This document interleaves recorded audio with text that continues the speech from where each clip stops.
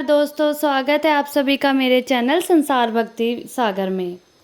आज मैं आपको बताऊंगी संतान सप्तशती व्रत कथा एवं पूजा विधि। संतान सप्तशती व्रत कथा एवं पूजा विधि। ये व्रत भाद्रपद के शुक्ल पक्ष की सप्तमी के दिन किया जाता है। स्त्री पुरुष दोनों ही समान रूप से इसे कर सकते हैं। पुराण में श्री कृष्ण युधिष्ठिर के संवाद के रूप में यह मुक्त धारण संतान सप्तशती व्रत कथा आती है। इस व्रत के अनुष्ठान से निसंतान दंपति संतान पाते हैं तथा जिनकी संतान अल्पायु योगी होती है एवं जीवन नहीं रहती है, उनको यह व्रत संकल्प के साथ करना चाहिए, क्योंकि संसार में गृहस्थ रूप को पुरुष को समस्त सुखों के रहते हुए यदि संतान सुख नहीं है तो उसके लिए जीवन दुख रूप ही है। संतान सुख होना न होना पूर्व जन्मों के कर्मों का फल है। तपस्या और दान से उत्पन्न होने वाले पुण्यों का प्रताप ही संतान की प्राप्ति करता है।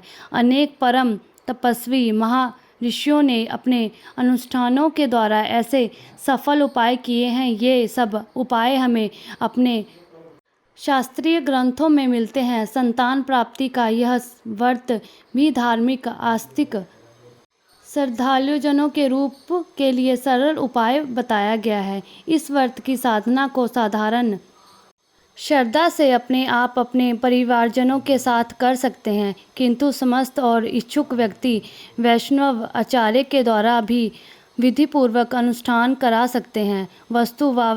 अवस्था जो पूर्ण श्रद्धा और भावना ही है।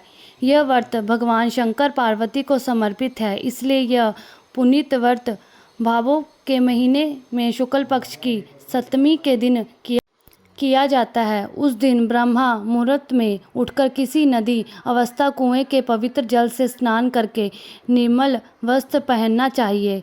फिर श्री शंकर भगवान तथा जगदम्बा पार्वती की मूर्ति की स्थापना करें। इस प्रतिमा में सम्मुख सोने चांदी के तारों का अथवा रेशम का एक गट्ठा बनाएं। उस गट्ठे में 7 गांठें लगानी चाहिए। इस गट्ठे की धूप दीप से पूजा करें, अपने हाथों में बांधे और भगवान शंकर से अपनी कामना सफल होने की शुद्ध भावना से प्रार्थना करें और पूजा पाठ करें, भोग लगाए और साथ ही पूजा एवं शक्ति सोने और चांदी की एवं अंगूठी बनाकर इन सबको एक तांबे के पात्र में रखकर और उनका विधि विधान से पूजा करके किसी सदाचार धर्मिष्ठ कर्मनिष्ठ सत्पात्र ब्राह्मण को दान दे। उसके पश्चात 7 पूर्वा स्वयं प्रसाद ले ग्रहण करे। इस प्रकार इस व्रत का प्रायः करना भाद्रपक्ष की शुक्ल पक्ष की संतान सप्तमी के पश्चात भी हर पास की शुक्ल पक्ष की सप्तमी के दिन व्रत रखकर महादेव पार्वती का पूजन कर व्रत कथा को पढ़ना सुनना चाहिए। इस प्रकार नियम पूर्वक करने से पापों का शमन होता है और निसंदेह भाग्यशाली संतान की प्राप्ति होती है। व्रती के द्वारा भगवान महादेव शिव शंकर की प्रसन्नता के लिए उनका भजन कीर्तन और चालीसा का पाठ भी किया जाना चाहिए। संतान सप्तमी व्रत कथा। एक दिन महाराज युधिष्ठिर ने भगवान से कहा कि हे प्रभु, कोई ऐसा उत्तम व्रत बताइए जिसके प्रभाव से मनुष्यों के सांसारिक दुख कलेश दूर होकर पुत्र एवं पुत्रवान हो। यह सुनकर भगवान बोले, हे राजन, तुमने बड़ा ही उत्तम प्रश्न किया है। मैं तुमको एक पौराणिक इतिहास सुनाता हूँ, ध्यान पूर्वक सुनो। एक समय श्री लोमश ऋषि ब्रजराज की मथुरा पुरी में वासुदेव देवकी के घर गए। ऋषिराज को आया हुआ देखकर करके दोनों अत्यंत प्रसन्न हुआ तथा उनको उत्तम आसन पर बैठकर उनकी अनेक प्रकार से वंदना तथा सत्कार किया। फिर मुनि के चरण धोकर वे अपने घर तथा शरीर की पवित्रता की। मुनि प्रसन्न होकर उनको कथा सुनाने लगे। कथा के कहते कहते लोमश ऋषि ने कहा कि हे देवकी, दुष्ट दुराचारी कंस ने तुम्हारे कई पुत्र मार डाले, जिसके कारण तुम्हारा मन अत्यंत दुखा है। इसी प्रकार राजा नहुष की पत्नी चंद्रमुखी भी दुखी रहा करती थी, किंतु उसके संतान सप्तमी का व्रत विधि विधान से सहित किया, जिसके पश्चात से उनको संतान का सुख प्राप्त हुआ। यह सुनकर देवकी ने हाथ जोड़कर मुनि से कहा कि हे ऋषिराज, कृपा करके रानी चंद्रमुखी का संपूर्ण वृत्तावन तथा इस व्रत का विधान विस्तार सहित मुझे बताइए, जिससे मैं भी इस दुख से छुटकारा पाऊं। लोमश ऋषि ने कहा है, देवकी, अयोध्या के राजा नहुष थे। उनकी पत्नी चंद्रमुखी अत्यंत सुंदरी थी। उसी नगर में विष्णुगुप्त नाम का एक ब्राह्मण रहता था। उसकी स्त्री का नाम भद्रमुखी था। वह भी अत्यंत रूपवान सुंदरी थी। रानी और ब्राह्मणी में अत्यंत प्रेम था। एक दिन दोनों सरयू नदी में स्नान करने के निमित्त गए। वहां उन्होंने देखा कि अन्य बहुत सी स्त्रियां सरयू नदी में स्नान करके निर्मल वस्त्र पहनकर नंबई एक मंडल में श्री शंकर एवं पार्वती की मूर्ति स्थापित करके उनकी पूजा कर रही थी। रानी और ब्राह्मणी ने यह देखकर उन स्त्रियों से पूछा कि बहिना, यह तुम किस देवता का और किस कारण से यह पूजन व्रत आदि कर रही हो? यह सुनकर उन स्त्रियों ने कहा कि हम संतान सप्तमी का व्रत कर रही हैं और हमने शिव पार्वती का पूजन चंदन अक्षत आदि से किया है, विधि विधान से। यह सब इसी पुनीत व्रत का विधान है। यह सुनकर रानी और ब्राह्मणी ने भी इस व्रत के करने का मन ही मन संकल्प किया और घर वापस लौट आई। ब्राह्मणी भद्रमुखी और इस व्रत को नियम पूर्वक करती रही, किंतु रानी राजमंद के कारण इस व्रत को कभी करती कभी भूल जाती। कुछ समय बाद यह दोनों मर गई। दूसरे जन्म में रानी ने बंदरिया और ब्राह्मणी ने मुनि की योनि पाई। इधर ब्राह्मणी मुर्गी की योनि में भी कुछ नहीं भूली और भगवान शंकर तथा पार्वती जी का ध्यान करती रही। उधर रानी बंदरिया की योनि में सब कुछ भूल गई। थोड़े समय के बाद इन दोनों ने यह देह त्याग दिया। अब इनका तीसरा जन्म मुनि योनि में हुआ। उस ब्राह्मणी ने तो एक ब्राह्मण के यहाँ कन्या के रूप में जन्म लिया तथा रानी ने एक राजा के यहाँ राज कन्या के रूप में जन्म लिया। उस ब्राह्मण कन्या का नाम भूषण देवी रखा गया तथा विवाह योग होने के पर उसका विवाह गोकुल निवासी अग्रिशील नामक ब्राह्मण से कर दिया। भूषण देवी इतनी सुंदर थी कि वह आभूषण रहित होते हुए भी अत्यंत सुंदर लगती थी कि कामदेव की पत्नी रति भी उनके सम्मुख लजाती थी।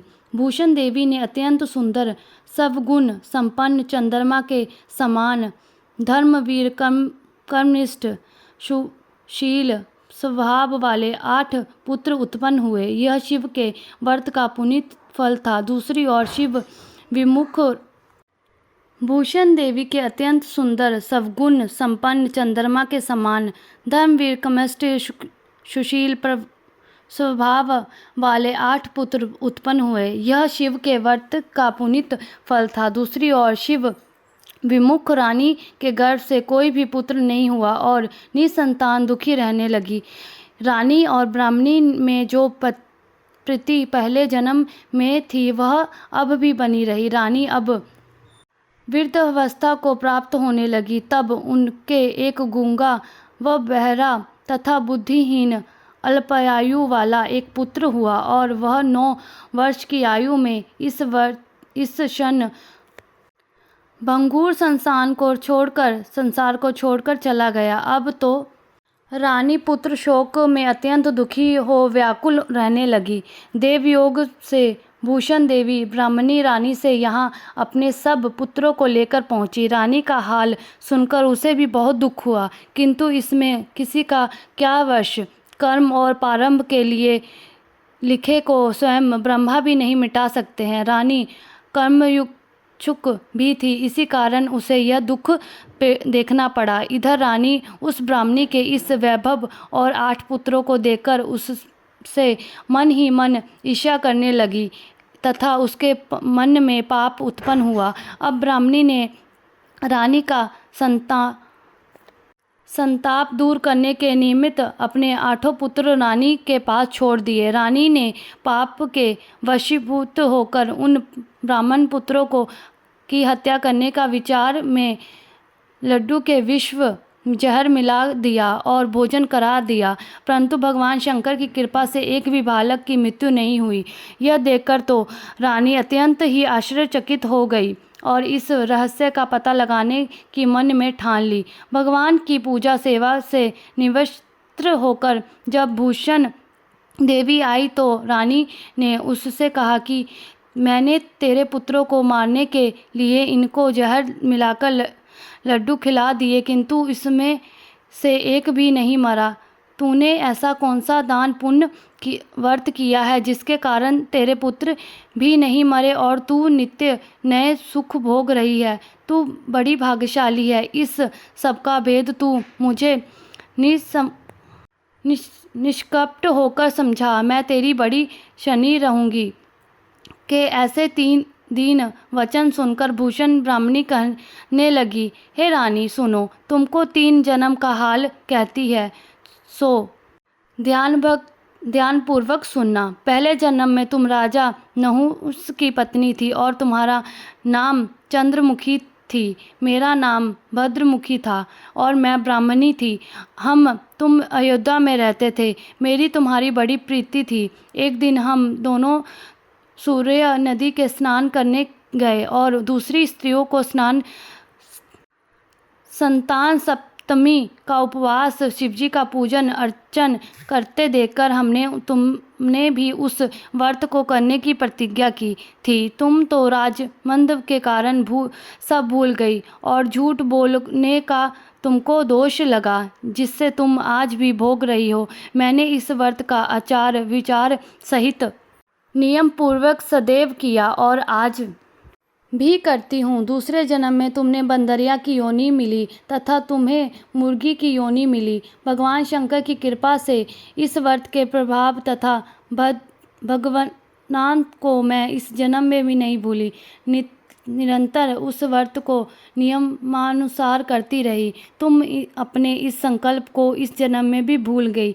मैं तो समझूंगी कि तुम्हारे ऊपर जो भारी संकट है उसका एकमात्र ही कारण है और कोई दूसरा कारण नहीं हो सकता है। इसलिए कहती हूँ कि आप अब इस संतान सप्तमी के व्रत को करिए, जिससे तुम्हारा यह संकट दूर हो जावे।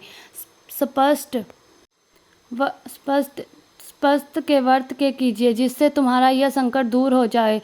लोमश जी ने कहा, हे देवी, भूषण ब्राह्मणी ने मुख से अपने पूर्व जन्म की कथा तथा व्रत संकल्प इत्यादि सुनकर रानी को पुरानी बातें याद आ गई और पश्चाताप करने लगी। अब रानी भूषण ब्राह्मणी के चरणों में पड़ गई, क्षमा याचना करने लगी और भगवान शंकर पार्वती की अपार महिमा के गीत गाने लगी।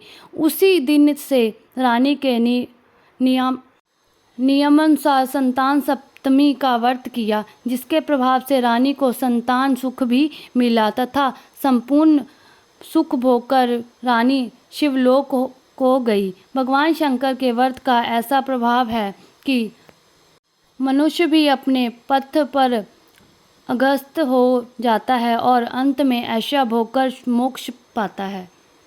लोमश ऋषि ने फिर कहा कि हे देवकी, इसलिए मैं तुम्हें भी कहता हूँ कि तुम भी इस व्रत को करने का संकल्प अपने मन में करो, तुमको भी संतान सुख प्राप्त होगा। इतनी कथा सुनकर देवकी हाथ जोड़कर लोमश ऋषि से पूछने लगी कि हे ऋषिराज, मैं इस पुनीत व्रत को अवश्य करूँगी, किंतु आप इस कल्याणकारी एवं संतान सुख देने वाले व्रत का विधान, नियम, विधि आदि विस्तार से समझाइए। यह सुनकर ऋषि बोले, हे देवी, यह पुनीत व्रत भादों के महीने की शुक्ल पक्ष की सप्तमी के दिन किया जाता है। इस दिन ब्रह्मा मुहूर्त में उठकर किसी नदी की अथवा कुएं के पवित्र जल से स्नान करके नियमित वस्त्र पहनना चाहिए। फिर श्री शंकर भगवान तथा जगदम्बा माता पार्वती की मूर्ति की स्थापना करें।